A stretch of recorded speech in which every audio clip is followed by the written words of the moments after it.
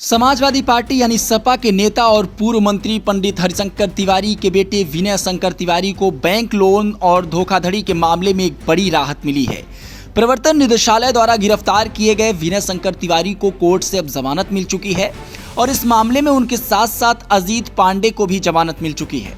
इस मामले के पीछे की कहानी में एक नया ट्विस्ट के मुताबिक विनय के भाई कुशल तिवारी ने एक दावा किया है कि यह गिरफ्तारी द्वेष की भावना से प्रेरित थी।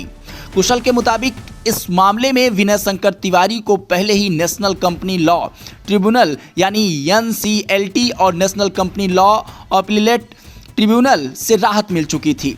फिर भी ईडी ने कार्रवाई कर उन्हें हिरासत में लिया है, जिसे कुशल ने राजनीतिक साजिश करार दिया है।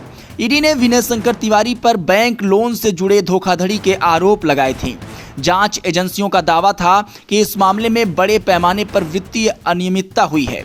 हालांकि कुशल तिवारी ने इन आरोपों को सिरे से खारिज करते हुए कहा कि उनके भाई को पहले ही कानूनी राहत मिल चुकी थी और यह कार्रवाई केवल राजनीतिक बदले की भावना से की गई।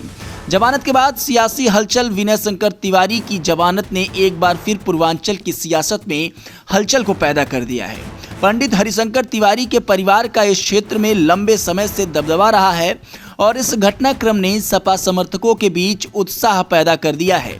वहीं कुशल तिवारी के बयान ने इस मामले को और भी रोचक बना दिया है, क्योंकि उन्होंने हाल ही में राजनीतिक प्रतिशोध का हिस्सा इसे बताया था। जमानत मिलने के बाद विनय शंकर तिवारी और अजीत पांडे अब इस मामले में अगली कानूनी रणनीति पर काम करेंगे। लेकिन सवाल यह है कि क्या ये मामला यहीं थमेगा या पूर्वांचल फिर से सियासत में एक नया रंग भरेगा। कुशल तिवारी के आरोपों ने इस केस को नया मोड़ दिया है और अब सबकी नजरें इस बात पर हैं कि इस सियासी ड्रामे का अगला अध्याय क्या होगा।